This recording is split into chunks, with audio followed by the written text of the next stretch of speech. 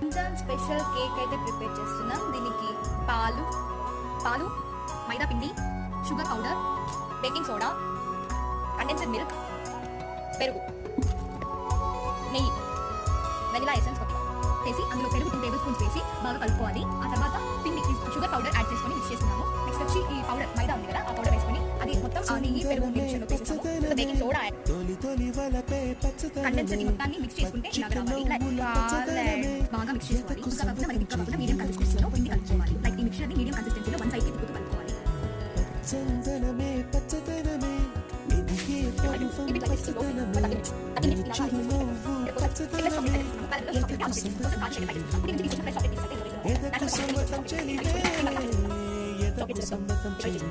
Spongy pan cake super ఉందా?